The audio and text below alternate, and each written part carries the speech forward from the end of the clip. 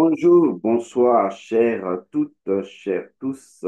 Heureux de vous retrouver dans cette nouvelle capsule que j'espère sera très importante, très impactante pour vous parce que je pense que vous en avez vraiment besoin, vraiment, vraiment besoin. Je vais aujourd'hui vous parler d'un principe. D'abord, je vais en parler comme quelque chose dont vous entendez parler. Mais ensuite, je vais vous expliquer le principe premier qui est caché derrière. Cela vous aidera à mieux comprendre l'interaction que vous devriez avoir avec vous-même d'abord et ensuite avec les autres et savoir raison garder lorsque vous vous proposez de donner des réponses à des questions que des gens vous posent. Mais avant de commencer, j'aimerais que vous compreniez une chose très importante. Une personne spirituelle doit toujours faire preuve d'honnêteté. Autrement, vous n'évoluerez jamais spirituellement.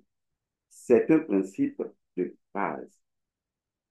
Si vous n'êtes pas honnête avec vous-même, au fond de vous-même, alors quel que soit ce que vous ferez, eh bien, spirituellement, rien ne marchera pour vous. Même vos rituels ne marcheront pas parce que vous n'êtes pas honnête avec vous-même. C'est un point capital. Et beaucoup de personnes, des gens même qui font partie de mes formations, des personnes même qui échouent peut-être dans les rituels, votre véritable problème provient de là. Et je vais vous expliquer ça avec détail parce que vous n'êtes pas honnête avec vous-même. J'ai toujours répété une chose importante.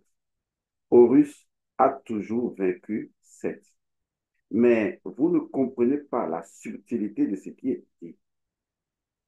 Cela veut dire aussi que si vous voulez progresser sur le chemin de la spiritualité ancestrale surtout que vous êtes vu par vos ancêtres de l'intérieur, dans un état viventiel, vous devriez faire preuve d'honnêteté, surtout pour éviter l'énergie sétienne.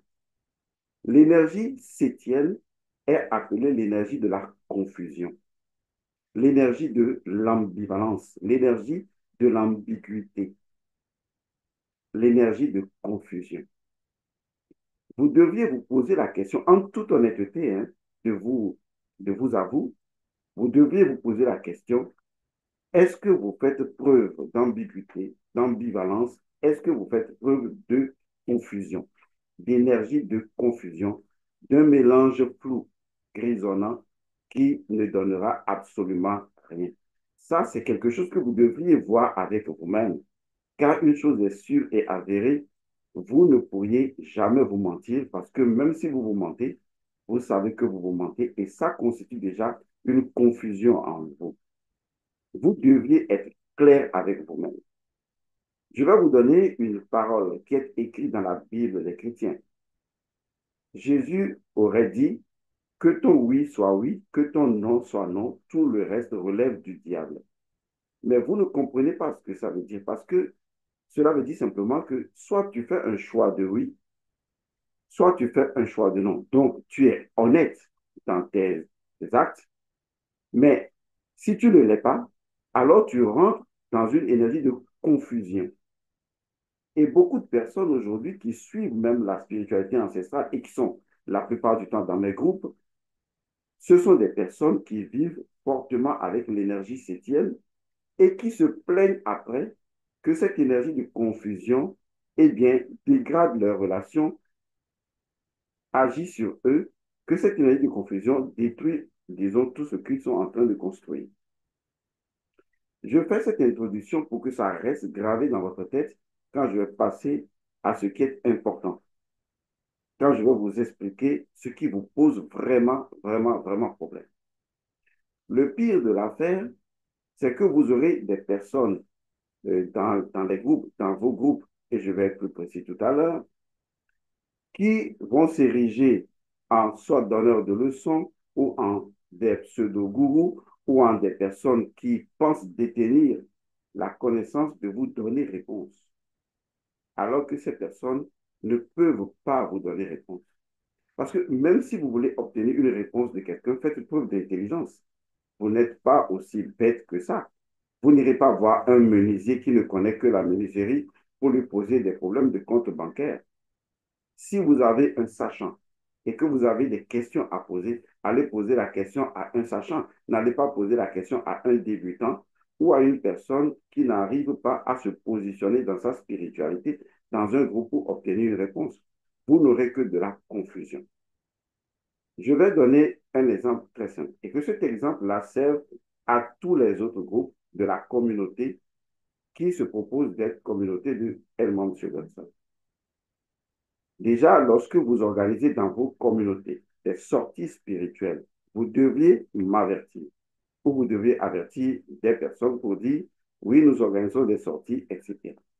Mais quand vous organisez des sorties et que vous savez que vous êtes dans un cadre de spiritualité ancestrale, mais que vous discutez entre vous, vous en avez le droit, et que des personnes qui se proposent d'être vos responsables arrivent jusqu'à vous dire de façon subliminale, de façon indirecte, de retourner, par exemple, à l'adoration de Jésus ou de retourner à d'autres formes de pratiques ou peut-être d'abandonner ce que vous faites et que vous aussi, sans aucune forme d'intelligence situationnelle et avérée, vous vous proposez de suivre ces genres de personnes qui ne sont pas spirituellement abouties, qui vivent déjà dans une forme de confusion, ces personnes, mais ça veut dire que vous-même, vous ne savez pas vraiment ce que vous voulez. Je pèse mes mots et je vais arriver à quelque chose de précis. Parce que cette forme d'agissement, exemple très simple, vous êtes dans un groupe de spiritualité ancestrale. Ces personnes qui vous donnent ces pseudo-conseils sont dans les groupes de spiritualité ancestrale et appartiennent à plusieurs de mes formations. Mais si ces personnes voudraient que vous retourniez vers Jésus ou vers des énergies, je ne sais de quelles, tout ce que cette personne ou ces personnes devraient faire normalement, c'est de se déconnecter de tout ce qui est lié à la spiritualité ancestrale et surtout de toutes mes formations et d'aller voir ailleurs si j'y suis. Pourquoi? Parce qu'on appelle ça que ta réponse soit oui, oui, que ta réponse soit non, non. Tout le reste relève du diable. Tu ne peux pas faire preuve d'ambiguïté, d'ambivalence. Tu ne peux pas faire preuve de confusion. Tu es sétien. Tu es l'incarnation de Seth. Voilà ce que vous faites dans la vie au quotidien, mais vous ne vous rendez pas compte des dommages spirituels que cela vous cause. Donc, en clair, si vous êtes dans un groupe de formation, et là, j'indexe inévitablement le groupe d'expérience de Paris, parce que j'ai écouté une certaine vidéo ou certaines choses pour vous donner des réponses saugrenues et complètement idiotes à des personnes pour dire, donner des réponses pour dire oui, si ceci ne marche pas, il faut faire ceci, il faut faire cela. C'est des réponses idiotes. Et il faut d'abord se poser la question de savoir est-ce que vous avez les compétences de la réponse que vous voulez donner? Est-ce que vous avez cerné vraiment la situation de la personne pour lui donner réponse? Et si la réponse que vous voulez donner à la personne, c'est de lui dire, ne fais plus, va dans le bouddhisme, ne fais plus, va dans telle autre chose, ne fais plus, retourne à Jésus, c'est toi ou c'est vous qui devriez d'abord donner l'exemple. Et l'exemple consiste à faire quoi? Vous quittez toutes les formations de la spiritualité ancestrale, vous dégagez de tous les groupes de la spiritualité ancestrale et vous allez voir ailleurs si nous sommes. C'est aussi simple que ça. On appelle ça que ta réponse soit oui, oui, que ta réponse soit non, non. Tout le reste relève de la confusion et de la bêtise spirituelle de certaines banques spirituelles. Donc, je répète, s'il y a des gens qui se proposent de vous donner des réponses à des questions que vous posez et que ces personnes n'en ont pas les compétences, allez chercher vous-même vos réponses ailleurs parce que il se pourrait que ces personnes ne pratiquent même pas les rituels et vous diront que vos rituels ne marchent pas. Est-ce que vous comprenez ça? C'est comme quelqu'un qui n'est pas marié et qui va vous dire que vraiment, si ton mari te fait ceci, il faut le quitter. Il y a quelque chose qui tourne par an. Et vous n'écoutez pas votre propre expérience spirituelle. Vous écoutez les expériences des autres. Et même si vos expériences ne concordent pas telles que vous le souhaiteriez, allez voir un sachant, celui qui peut vous donner la réponse à vos questions et arrêtez de faire preuve d'ânerie et de bêtises spirituelles. J'ai dit. Maintenant, je vais vous aider néanmoins à vous clarifier les consciences. Cela vous permettra de savoir où vous devriez aller pour trouver vos propres réponses et comment vous devez rêver votre propre réalité vis-à-vis de vous-même. Mais je vous préviens d'une chose. Si vous n'êtes pas clair avec vous-même, si vous n'êtes pas honnête avec vous-même, si votre réponse n'est pas oui, oui, non, non, alors quel que soit ce que vous ferez, cela ne marchera jamais pour vous parce que vous devenez sétien. Vous êtes dans l'énergie de confusion. Et Horus a toujours vaincu 7. Ça veut dire que vous ne réussirez jamais spirituellement. Jamais. Vous pouvez changer de voie, aller où vous voulez. Ça ne marchera pas parce que vous portez l'énergie d'ambiguïté, d'ambivalence, de saute-mouton et donc vous n'arriverez jamais à rien. Si vous voulez dire la spiritualité ancestrale ne marche pas pour vous, quittez tous les groupes de la spiritualité ancestrale et allez pratiquer Jésus ou Bouddha ou tout ce que vous voulez. Vous en avez le droit, mais ne mélangez pas des choses qui ne sont pas mélangeables. Et ne proposez pas aux gens d'aller faire des choses en dehors de leur spiritualité ancestrale qui constitue déjà une identité profonde de leur nature, alors que les autres voies du passé ont déjà échoué pour ces personnes. Donc, vous devez faire très attention à des personnes qui vous donnent des conseils pour connaître, et j'en viens maintenant, pour connaître leur véritable motivation. C'est pour cette raison que je voudrais venir au principe premier de la motivation. D'abord, qu'est-ce que la motivation? Je vais d'abord vous dire une chose. Toutes les personnes qui viennent dans la spiritualité ancestrale, que ces personnes soient conscientes ou pas conscientes, toute personne qui vient à la spiritualité ancestrale vient toujours avec une certaine motivation. Vous ne trouverez jamais deux motivations identiques. Certes, vous trouverez une motivation qui sera nommée comme une autre motivation d'une autre personne, mais même là, les deux ne vibrent pas la motivation de la même manière, pour la simple raison que chaque âme étant une entité unique générée de l'esprit, la motivation qui lui est associée est unique parce que même cette motivation, si elle portait le même nom que votre motivation, se diffère de votre motivation par sa fréquence vibratoire, par son énergie et par sa puissance, sa vibration. Donc, vous ne trouverez jamais deux personnes qui vibrent la même motivation. Et ça, c'est un élément fondamental. Donc, si quelqu'un vous dit, oui, suivez-moi, allons dans le bouddhisme, allons voir Jésus, non. Quelle est la motivation première qui vous a amené à la spiritualité? Il y a des personnes dont la motivation, c'est la protection. Suivez-moi bien, ce que je dis va vous aider. Il y a des personnes dont la motivation, c'est guérir de certaines maladies. Il y a des personnes dont la motivation, c'est de connaître tout simplement qui ils sont. Il y a des personnes dont la motivation, c'est de devenir riche. Et donc, chacun vient dans la spiritualité ancestrale avec une motivation unique à cette personne.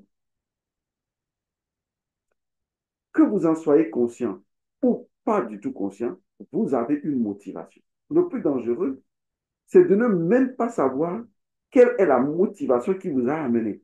C'est très dangereux parce que là, vous n'obtiendrez certainement pas de résultats. Et même si vous en obteniez, vous ne sauriez pas lesquels résultats, puisque vous n'aviez pas une motivation ou vous n'avez pas clarifié à vous-même votre motivation ou vous n'en êtes pas conscient.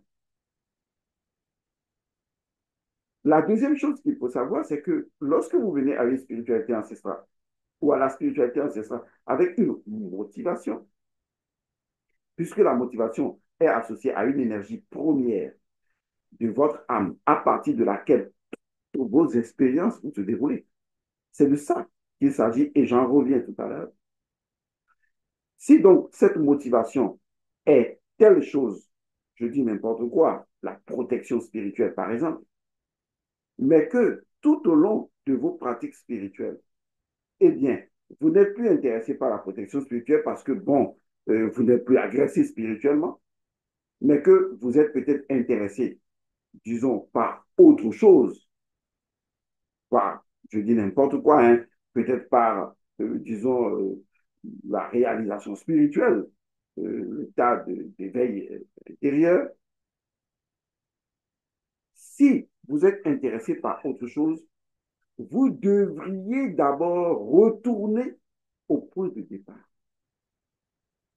pour revisiter l'ancienne motivation, la changer et remettre une autre motivation. Autrement, vous direz, oui, maintenant que tout va bien pour la protection, ou bien je ne sens même plus que je suis menacé, bon, maintenant, je vais m'intéresser à l'illumination. Mais ce qui vous a amené à la spiritualité ancestrale, ce n'était pas la recherche de l'illumination spirituelle. On est d'accord. C'était justement la protection. C'est ce qui a initié, on dit initié.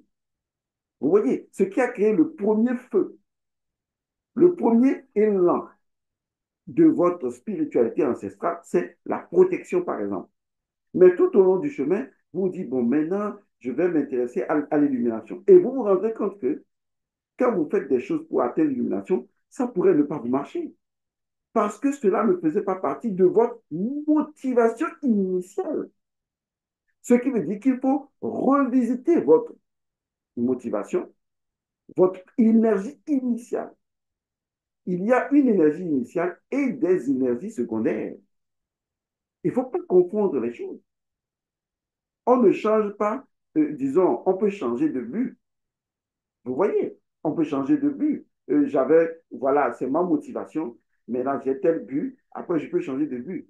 Mais ta motivation, peut-être tu ne l'as pas changée. Tu ne l'as pas revisité. Tu ne l'as pas revue. Et donc, au lieu de répondre à quelqu'un bêtement, oui, si c'est ça, demandez d'abord à la personne. Et vous aussi, au lieu d'écouter bêtement des réponses des personnes qui ne sont pas des sachantes et de dire, oui, et la personne a raison, posez-vous d'abord la question. Quelle est la motivation qui vous a amené à la spiritualité ancestrale et quelle est la motivation qui a amené l'autre?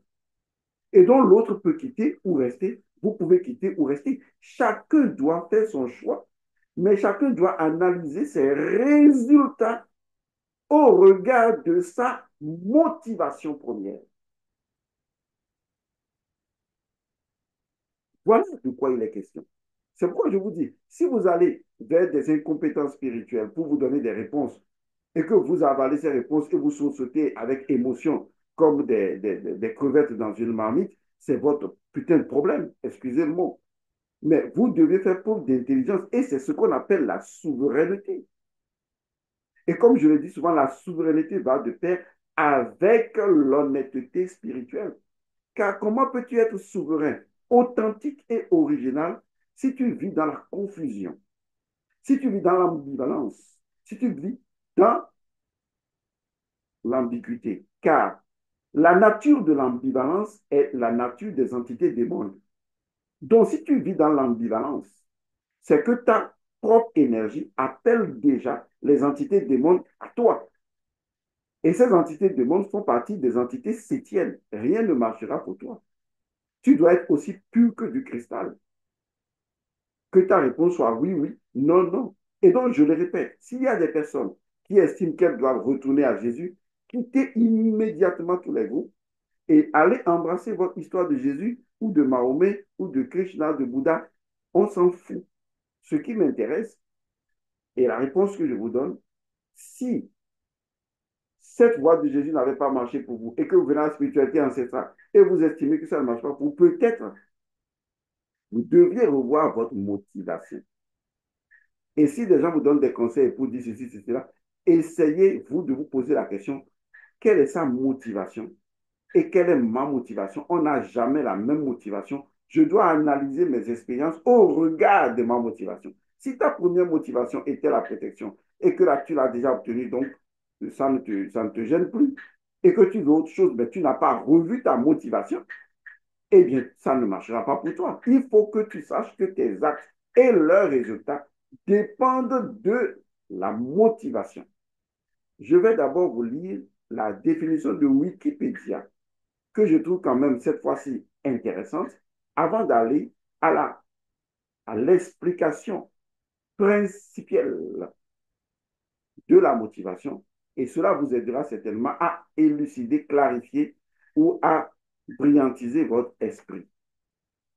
Alors, que dit, permettez-moi, j'ai pris cela en capture d'écran. Je vais faire l'effort de lire. Voilà. Alors, que dit Wikipédia? Vous pouvez aller lire, hein, aller là-bas, vous verrez. Wikipédia dit ceci. La motivation est, au sein d'un organisme vivant, la composante ou le processus en jeu pour l'engagement dans une activité précise. C'est ce que dit Wikipédia. La motivation est, au sein d'un organisme vivant, la composante ou le processus en jeu pour l'engagement dans une activité précise. Et ce n'est pas tout. Vous allez trouver c'est encore intéressant. Wikipédia continue en disant, elle en détermine le déclenchement, la direction, l'intensité et en assure la prolongation jusqu'à l'aboutissement ou, je vais l'agrandir, l'interruption. Waouh, c'est quand même intéressant. Elle en détermine le déclenchement. Quelle est la motivation qui vous a poussé à la spiritualité? Parce que c'est ça qui déclenche. Elle en détermine le déclenchement, la direction. Mais il y a quelque chose qui ne va pas avec vous là. Votre motivation a déterminé la direction. La direction. Donc, l'autre a une motivation qui détermine sa direction. Tu as une motivation qui détermine ta direction. Si tel rituel ne marche pas pour toi, ça dépend de ta motivation. Vous n'êtes pas la même chose. C'est ce que vous faites dans votre relation de vie de couple. Votre copine dit, moi, je fais ceci à mon mari, il ne peut pas me faire ceci, il ne peut pas me faire cela. Et vous aussi, eh bien, vous allez vers votre mari, vous dites, oui, je fais comme ma copine. Vous oubliez que vous êtes unique. Comment vous pouvez être alors original, authentique, si vous devez vivre tout le temps dans la confusion, dans l'ambivalence, dans l'ambiguïté? Et ça, c'est la caractéristique d'un pays comme la France. Et dans ce mental-là, reptilien d'ambivalence, c'est ça qui se caractérise aujourd'hui dans le groupe d'expérience de Paris, avec des personnes très ambivalentes d'ailleurs. Et il faut arrêter ça. Ce n'est pas au russe, ce n'est pas au rien, ce n'est pas pur, c'est mensonger et malhonnête. Oui, oui, non, non, tout le reste relève du diable. C'est votre Jésus qui l'a dit. Bien, j'en reviens donc à ceci. Elle détermine le déclenchement. Ça veut dire que ce que tu vis aujourd'hui dans ta spiritualité est déclenché par ta motivation. Peut-être que tu n'avais même pas de motivation, mais elle est là. Elle est inconsciente, elle est enfouie. C'est pourquoi il faut travailler sa motivation avant de venir à la spiritualité. Ce que j'ai fait, ce que je fis la première fois. Parce que je me disais, si j'arrivais à connaître, à savoir ce qui se cache sous la robe de Dieu, et je m'amusais même à dire que je vais enlever le slip de Dieu, je vais le déshabiller, je vais voir ce qui se cache sous sa robe. C'est la seule chose qui me motivait. Je n'avais pas envie de ma protection, de l'argent, d'une copine ou de régler des problèmes de famille. Non. Ce qui m'a amené à là où je suis aujourd'hui, c'est ma motivation. Peut-être que c'est là où se trouve votre ambiguïté, votre ambivalence, votre confusion, votre sétien. Et vous devez régler ça avec vous-même en étant honnête avec vous-même. Quelle est votre motivation? Peut-être maintenant que j'en parle, que certaines personnes pourraient en avoir un esprit beaucoup plus clair. Elle en détermine le déclenchement. Je pèse les mots qui sont dans l'équipe, c'est pas moi. La direction. C'est-à-dire que vous tous dans le même groupe là, vous n'êtes même pas dans la même direction parce que vous n'avez pas la même motivation. Alors, la direction, l'intensité, vous voyez l'intensité, et en assure la prolongation jusqu'à l'aboutissement ou l'extinction. Et ce n'est pas fini. Cette notion se distingue du dynamisme, naturellement, de l'énergie ou du fait d'être actif. La motivation prend de nos jours une place de premier plan dans les organisations. C'est normal, hein. Elle est déterminante pour l'apprentissage.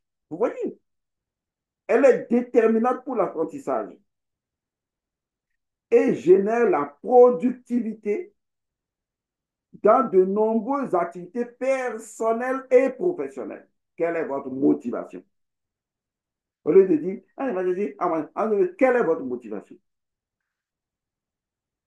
Se manifestant habituellement par le déploiement d'une énergie. Vous voyez, je ne vais pas citer tout le reste, vous lirez. La motivation est parfois trivialement assimilée à une réserve d'énergie. Mais plus qu'une forme d'énergie potentielle, la motivation est une instance d'intégration et de régulation d'une multitude de paramètres relatifs aux opportunités d'un environnement et aux sollicitations d'une situation. De toute façon, votre capacité à résoudre vos problèmes dépend justement de la motivation. Aussi, le rôle de la motivation est-il proportionné au degré d'ambiguïté et d'ambivalence d'une situation? Elle doit dissiper la complexité, voire la confusion de données. Vous voyez? Et leur conférer différentes valeurs avant d'en tirer une conclusion sur le plan du comportement. Le choix de l'investissement dans la direction préférée. Voici une phrase que vous allez retenir pour vous-même. Rien n'est plus insondable que le système de motivation derrière nos actions. Rien n'est plus insondable que le système de motivation derrière nos actions. Et pour finir, il y a un autre qui donne une autre, enfin toujours une définition de la motivation avant que je n'arrive à la partie qui concerne ce qui doit être concerné. La motivation, c'est la raison qui pousse l'individu à agir. Et simplement, plus précisément, c'est l'ensemble des facteurs qui déclenchent l'activité, qui la dirigent vers des buts et qui maintiennent l'activité tant que les buts ne sont pas atteints. Bien, au regard de ça, je voudrais attirer votre attention sur la motivation. Maintenant, quittons le schéma ou le domaine définitionnel pour arriver au domaine principiel. Parce que je suis l'homme de principe premier. J'en ai étudié la profondeur parce que j'ai trouvé le principe premier de tous les principes premiers. De quoi cela retourne concrètement quand on parle de motivation? La motivation est indissociable de l'âme humaine. Et ça doit rentrer dans votre crâne, dans votre cœur et dans vos reins. La motivation est indissociable de l'âme humaine. Car la motivation intègre une donnée très importante en elle-même, c'est le mouvement. Or, le mouvement est ce qui caractérise la nature principale de l'âme humaine. Ce qui différencie l'âme humaine de l'esprit, c'est sa capacité au mouvement. Et donc, on dit souvent que l'esprit est statique, l'âme est dynamique parce que l'âme engage un processus de mouvement. Il faut bien comprendre maintenant. Étant donné que l'âme engage un processus de mouvement et que l'âme utilise un corps qu'on appelle le corps astral, l'âme, alors, dans ces différents mouvements, initie plusieurs formes d'énergie. On dit en ce moment que l'énergie de l'âme est diffuse. Pour mieux vous expliquer, lorsque quelqu'un vous parle de quelque chose que vous n'avez pas vu comme d'un accident, votre imagination l'emporte.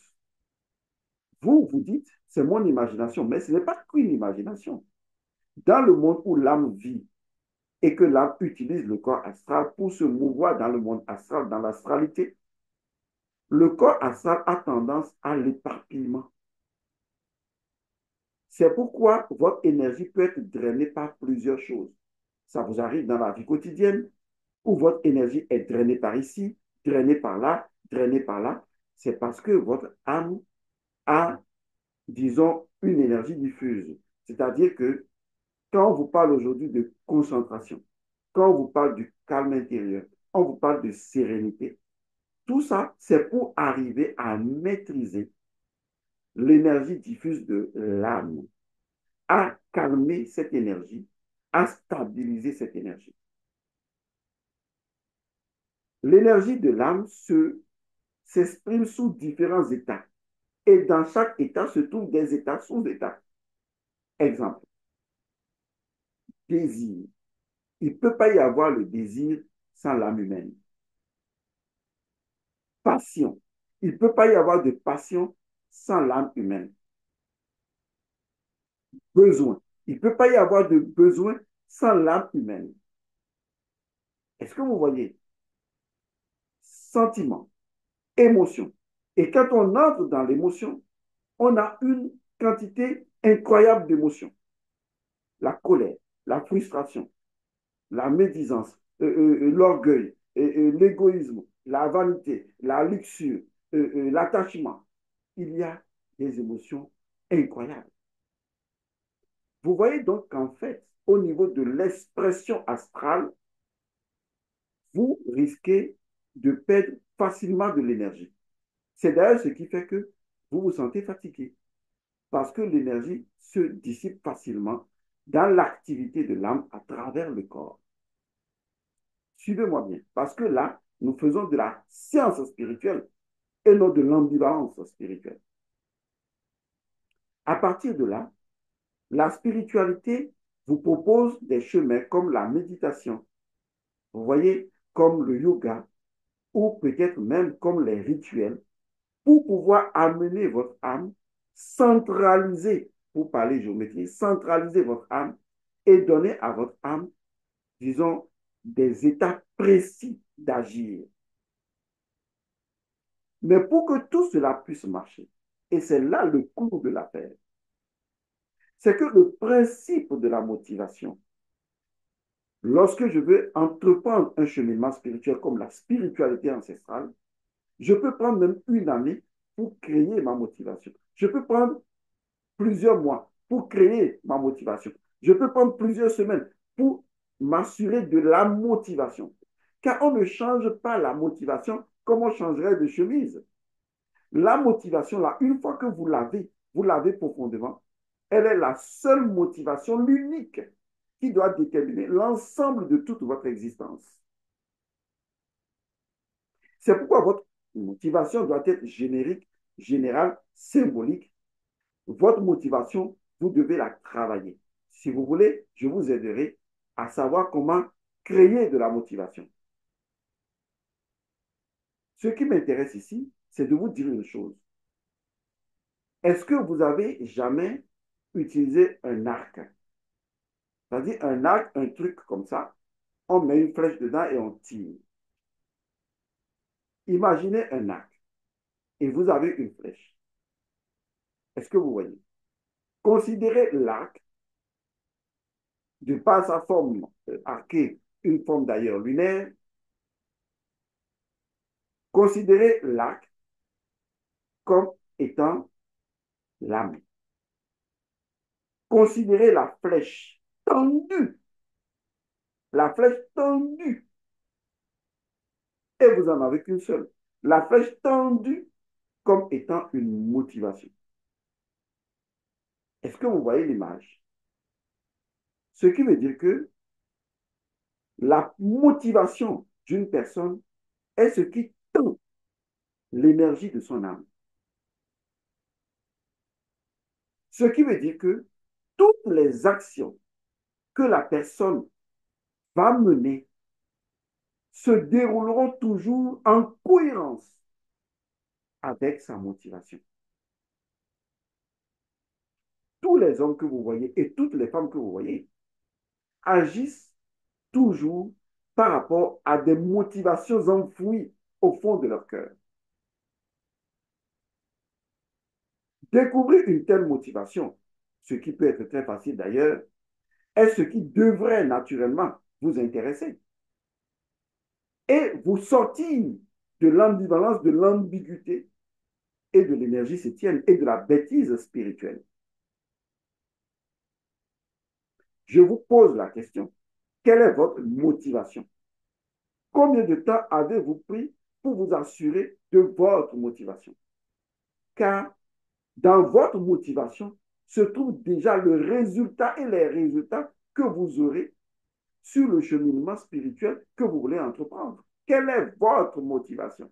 Aujourd'hui, beaucoup de gens viennent à la spiritualité ancestrale pour renouer avec leurs ancêtres. Est-ce leur motivation? C'est eux qui doivent le savoir. Mais quelle que soit votre motivation, toutes vos expériences tourneront autour proportionnellement de votre motivation, de vos motivations. Et plus vous en avez, plus vous êtes dans la confusion. Voilà comment la motivation module l'énergie de l'âme. Donc, on ne peut pas parler de motivation sans parler de l'âme. Et si on veut parler de motivation et de l'âme humaine, il faut comprendre que la motivation initie l'énergie première. Et donc, à la suite de cette énergie première, d'autres énergies secondaires peuvent naître sous forme de but, d'action et tout ça. Mais si vous voulez d'autres résultats, vous êtes obligé de repartir en arrière, en quelque sorte, pour revisiter votre motivation première et la transformer ou la changer avant d'obtenir d'autres résultats. Voilà de quoi il retourne. Et n'écoutez pas les gens qui vous disent, oui, et c'est sa motivation. Suivez votre motivation, suivez votre chemin et posez-vous les bonnes questions au lieu de faire des sautes-moutons d'une voie à une autre. Et si vous en avez envie d'aller ailleurs, mais c'est très simple, sortez de l'ambivalence, sortez de l'ambiguïté, sortez tout simplement de l'énergie septième. Que votre réponse soit oui, oui, non, non. Ne mélangez pas. Si vous faites ça, vous allez voir que votre vie sera ambiguë. Les choses seront ambivalentes. Et vous générez des énergies ambivalentes qui sont des énergies qui appellent des entités de monde dont la nature principielle est l'ambivalence. Vous voyez donc que j'ai raison de dire, si vous avez des questions à poser, si vous avez des inquiétudes, des interrogations, allez demander aux personnes compétentes. Est-ce que vous voyez? C'est comme ça qu'on réfléchit. On ne va pas demander à une personne qui n'en a pas les compétences. Parce que l'objectif, c'est de comprendre ce que vous vivez. C'est de comprendre comment vous procédez. C'est de comprendre comment vous pouvez y arriver. Donc, je donne cette information à tous les groupes qui se revendiquent de la spiritualité ancestrale de Helmand Godson et spécialement au groupe d'expérience de Paris. Arrêtez l'ambivalence septième qui caractérise la nature même de votre pays. Et soyez dans la vérité, dans l'authenticité, dans l'originalité. Posez-vous les bonnes questions. Sortez de la réflexion mentale qui n'aboutit à rien. Vous ne voyez pas ce qui se passe à votre Assemblée nationale avec votre président. C'est leur nature, c'est comme ça. C'est ce que j'ai toujours dit. Il faut faire attention à ce que vous appelez l'esprit japhétique. Il faut développer l'intuition avant de développer la réflexion. Sinon, vous allez confondre la réflexion, vous allez confondre le raisonnement, vous allez confondre la logique à la vérité. Maintenant, démontrez-moi que ce que je dis est faux. Exposez-moi votre motivation. Car dans votre motivation se trouve la synthèse même de vos accomplissements. Quelle est votre motivation? Qu'est-ce qui vous motive? Certainement. Et si vous voulez être honnête, vous n'y avez jamais pensé, n'est-ce pas? Voilà de quoi il retourne quand on reconnaît son ignorance. Je fais cette capsule à tous les autres. Si vous avez des questions intelligentes à poser, si vous n'avez pas d'autre motivation derrière vous et que vous avez des questions intelligentes à poser, eh bien, allez vers des personnes compétentes pour vous répondre. Si vous analysez votre motivation, là maintenant, faites une introspection. Prenez une feuille et posez-vous à vous-même la simple question. Mais oui, c'est vrai. Quelle est vraiment ma motivation, ma vraie motivation? Derrière la motivation, quelle est la motivation première qui fonde mon choix de spiritualité ancestrale? C'est là où se trouveront les réponses à vos différents questionnements. Alors, pour l'heure, je rappelle donc à toutes les personnes qui me suivent que dans une capsule précédente, j'ai parlé donc d'un produit qu'on appelle la stevia. Je vais y revenir. Et ce produit, il est très intéressant. Si vous êtes, par exemple, en France, de façon générale, et que vous avez envie d'obtenir la stevia, je souhaiterais que vous vous manifestiez parce que nous avons déjà un responsable qui se propose de pouvoir l'acquérir pour vous. Donc, si cela vous intéresse, manifestez-vous pour qu'on voit que vous êtes intéressé. Et à partir de ce moment, on prendra les dispositions à cet effet. Nous avons déjà fait un envoi de colis de la stevia au niveau donc de la Côte d'Ivoire et naturellement du Burkina, parce que ce sont des gens qui ont réagi spontanément. Et si les autres veulent également la stevia, ce produit très performant, eh bien, vous n'avez qu'à nous dire si vous êtes généralement en France, il y a une personne qui peut se proposer de vous aider à l'obtenir. Nous voulons juste voir si vous avez l'engouement par rapport à ça. Jusque-là, je vous remercie d'avoir suivi cette capsule, qu'elle serve de leçon à tous les groupes et qu'à partir de là, une nouvelle réflexion soit initiée. Si vous avez des choses à faire dans vos groupes et que vous êtes bloqué, vous vous référez à une personne de compétence pour pouvoir vous guider et vous éclairer. D'accord? Sortez de cette ambivalence-là et soyez clair avec vous-même. Et comme je l'ai dit assez clairement, si une personne veut être dans l'authenticité, dans l'originalité, eh bien, sortez d'ici et suivez ici, aussi rigoureusement que possible. Ne faites pas la confusion. N'allez pas voler ce qui est ici pour dire des choses ou n'allez même pas me suivre sur YouTube. Je ne cherche pas des femmes. Je m'en fous pas mal. Et je le dis et je le répète. Si même des humains ne sont pas capables de m'entendre et de me comprendre, j'ai appris à parler aux arbres. J'ai appris à parler aux plantes. J'ai appris à parler aux animaux. Et je le ferai. Parce que je m'adresse aux âmes, quelles qu'elles soient, d'où qu'elles viennent. Et je parlerai même à l'univers s'il le faut. Si aucun être humain n'est là pour m'entendre. Sachez, je suis le principe premier. J'incarne le principe premier. J'exprime le principe premier. Et les formes n'ont pas d'importance pour moi. Elles ne sont là que pour représenter le principe premier. Et si elles ne font pas l'affaire, je vais vers les lois et vers les principes premiers. Donc, je m'en fous que des gens me suivent ou que des gens ne me suivent pas. Ça me balance, quoi. Ce qui est important pour moi, c'est que j'ai une motivation profonde, fondamentale. Je suis ma mission d'incarnation. Vous devriez faire pareil au lieu de faire des bêtises et de déconner. La parole, j'ai dit.